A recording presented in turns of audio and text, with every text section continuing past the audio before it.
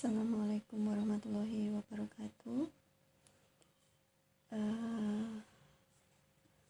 Untuk perkuliahan kali ini yaitu strategi pembelajaran. Kali ini kita akan belajar mengenai bagaimana kita mensiasati atau mendesain dari sebuah pembelajaran yang akan kita lakukan. Ya, jadi sebagai seorang calon guru atau yang sekarang mungkin telah menjadi seorang guru gitu ya, Anda perlu menguasai namanya strategi pembelajaran.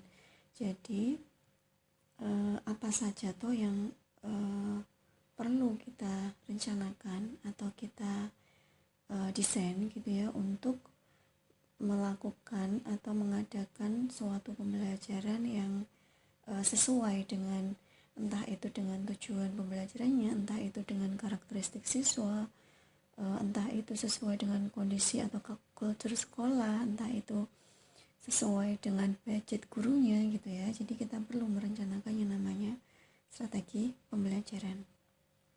Oke, sekarang kita mulai dari bedanya antara model, metode, dan teknik pembelajaran. Ini biasanya kita gitu ya menganggap, kebanyakan dari kita gitu menganggap bahwa ini sama. Padahal model, metode, dan teknik pembelajaran adalah hal yang berbeda. Kita mulai dari yang pertama, model pembelajaran. Model pembelajaran itu adalah bentuk pembelajaran yang tergambar dari awal sampai akhir yang disajikan secara khas oleh guru gitu. Jadi model pembelajaran ini nanti di sana itu memuat sintak atau langkah-langkah pembelajaran. Jadi nanti mulai dari awal, mulai dari pembukaan sampai dengan akhir gitu ya, sampai dengan evaluasi. Dan ini disajikan khas oleh guru. Artinya apa? Artinya model pembelajaran ini meskipun sudah punya pakem atau staf tertentu gitu ya, tetap nanti guru itu harus mengolah dan disesuaikan dengan tadi. Jadi disesuaikan dengan tujuan pembelajarannya, disesuaikan dengan karakteristik siswanya, dengan karakteristik gurunya, dengan culture sekolahnya dan sebagainya gitu ya. Nah sekarang kalau metode pembelajaran, ini metode pembelajaran itu prosedur pembelajaran yang difokuskan pada pencapaian tujuannya. Jadi kalau model ini adalah bentuk pembelajarannya, gitu ya. Kalau metode pembelajaran ini prosedur pembelajarannya. Jadi nanti prosedur pembelajarannya seperti apa sih? Yang ketiga ada teknik pembelajaran. Itu adalah cara-cara konkret ya yang dipakai saat proses pembelajaran berlangsung. Jadi misalkan nanti ada gerakan model pembelajaran tertentu gitu ya yang sudah dari awal, dari pendahuluan sampai dengan penutup gitu. Kemudian ketika pembelajaran itu Anda menemukan ternyata kalau itu diterapkan sesuai dengan langkah-langkah yang telah Anda desain kok ternyata tidak bisa jalan atau banyak kendala gitu, maka di tengah jalan kemudian Anda mengolahnya dengan teknik Anda gitu ya, Anda sesuaikan dengan kondisi di lapangan yang ada, maka itu dikatakan sebagai teknik pembelajaran. Jadi misalkan yang desainnya Anda mau melakukan pembelajarannya kok individual gitu ya, kemudian di tengah jalan Anda nggak memungkinkan individual gitu, kemudian Anda mengelompokkan. Nah itu ketika itu dilakukan di saat proses pembelajaran, maka itu dinamakan sebagai teknik pembelajaran. Definisi strategi pembelajaran sekarang ya.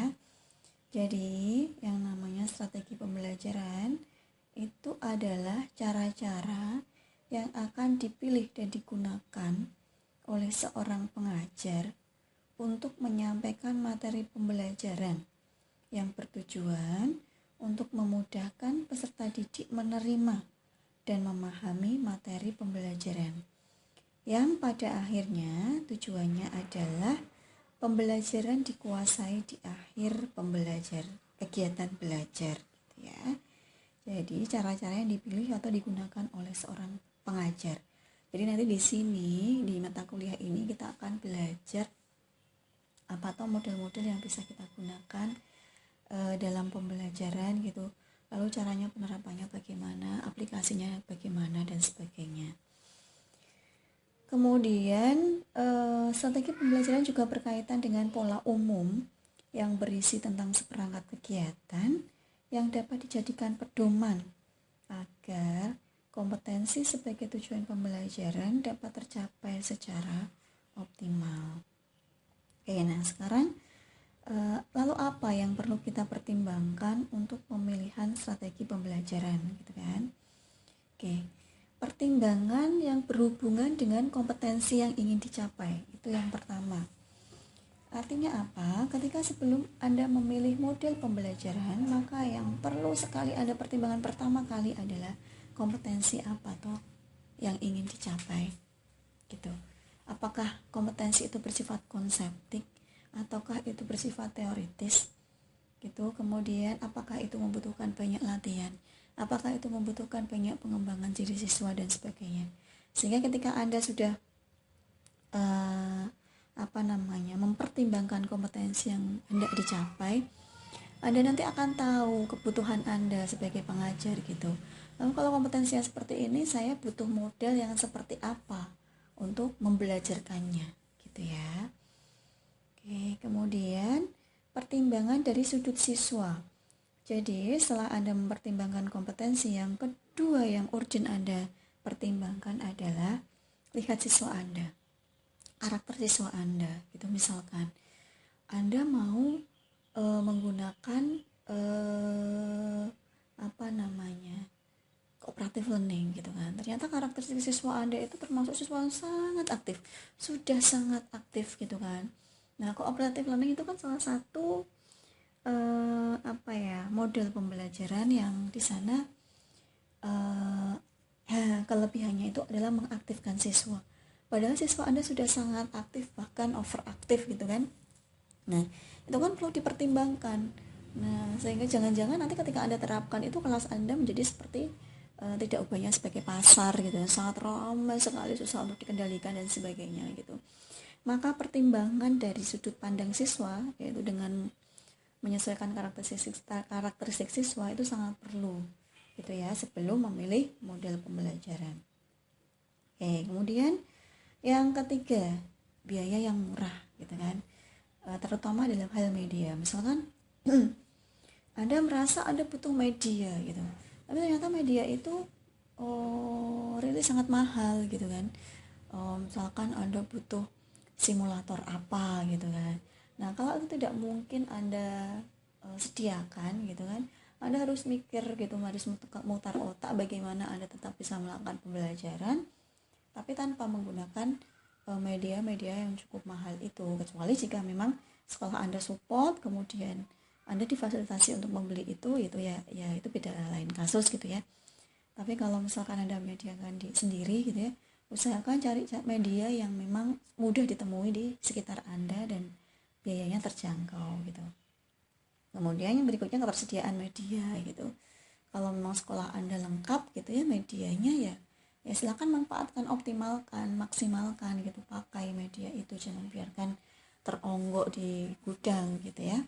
Tapi kalau memang tidak ada, ya bagaimana Anda bisa menyediakan media seperti tadi saya sampaikan, tetap bisa mencapai tujuan pembelajaran tapi tidak begitu menguras kantong Anda gitu ya. Oke, kemudian pertimbangan kepraktisan.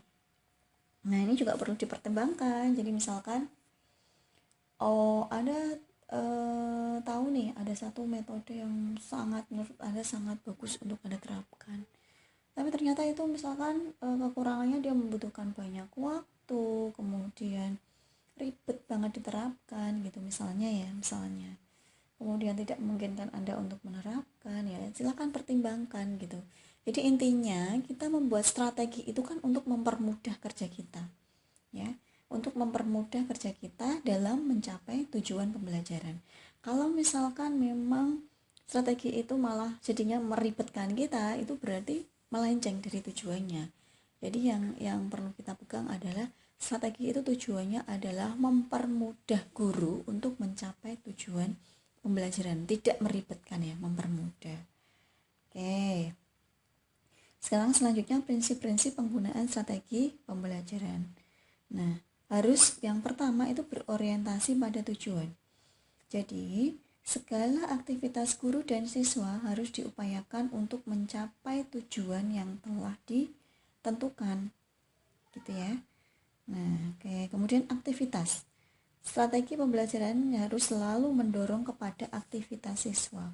Jadi, ketika Anda menyusun sebuah langkah-langkah pembelajaran gitu ya, yang paling dipentingkan, diperhatikan itu adalah aktivitas siswa saya ngapain.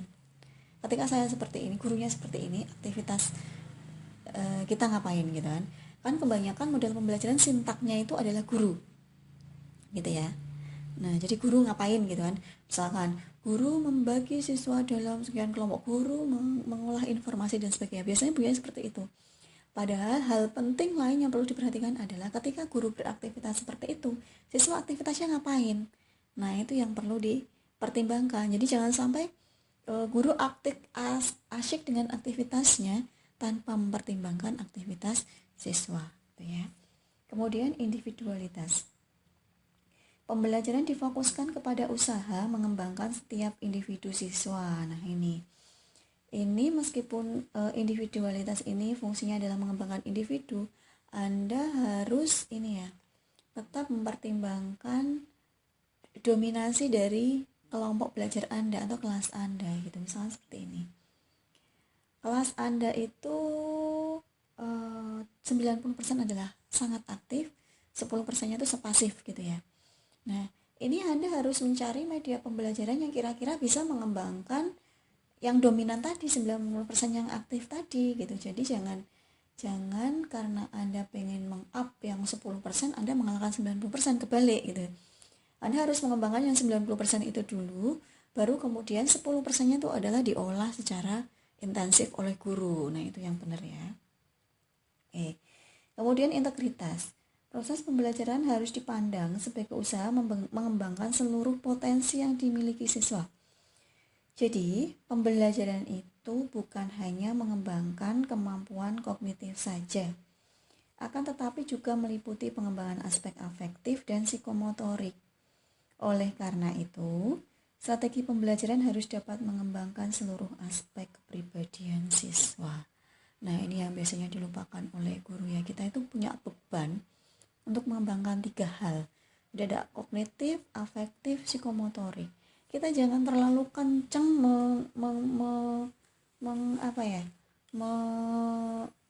ini fokus dengan afektif, tapi kita melupakan aspek-aspek yang lain. Ini harus kita olah secara balance. Oke ya. Sekarang jenis-jenis strategi pembelajaran. Ada strategi pembelajaran langsung, ini merupakan bentuk dari pendekatan pembelajaran yang berorientasi kepada guru, kalau kita menyebutnya dulu dengan teacher center learning gitu ya. Nah, apa bentuknya ya? Bentuknya kayak model ceramah gitu ya, dan sebagainya. Strategi pembelajaran dengan diskusi. Nah, ini strategi pembelajaran yang nanti prosesnya itu melalui interaksi dalam kelompok. Kemudian ada kerja kelompok kecil. Ini dapat dilakukan untuk mengajarkan materi-materi khusus ya. Jadi strategi pembelajaran yang berpusat kepada siswa, misalkan untuk materi-materi yang siswa itu sudah punya basic pengetahuan yang cukup sehingga Anda bisa menggunakan pembelajaran kerja kelompok kecil.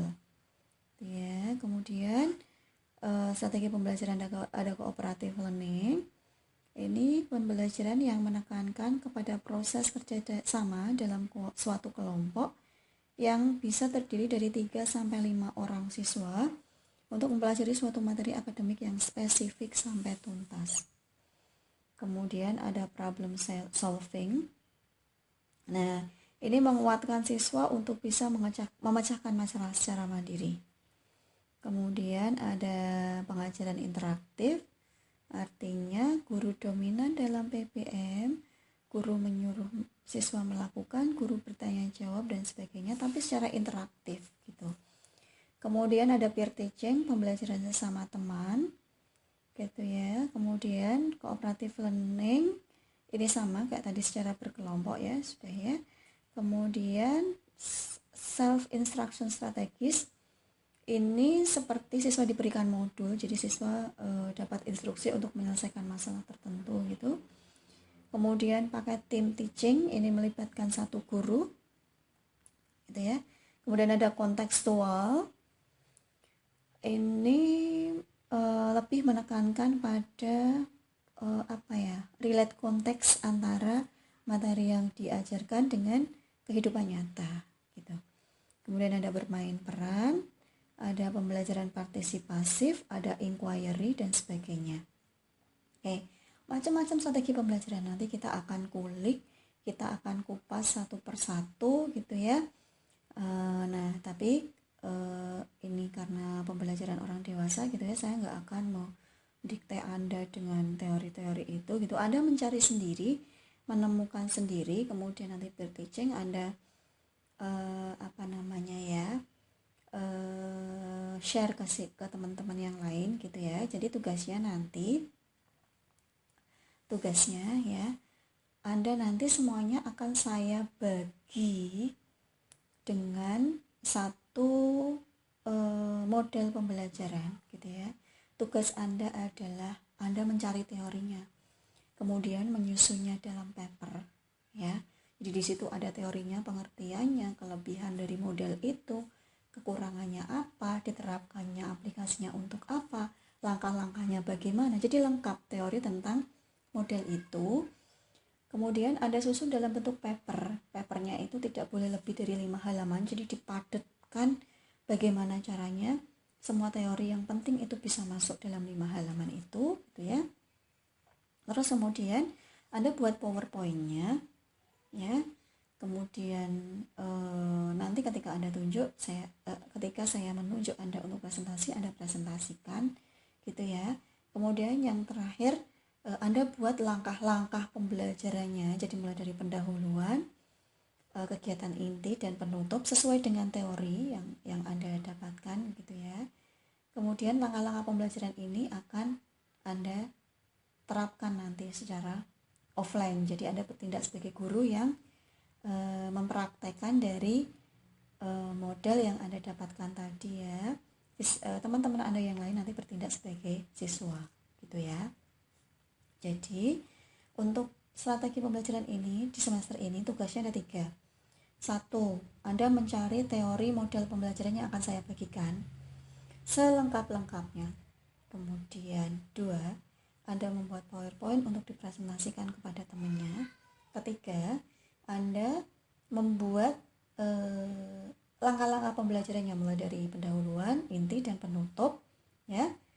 Kemudian yang terakhir Anda mempraktekkan dari langkah-langkah yang Anda buat tadi.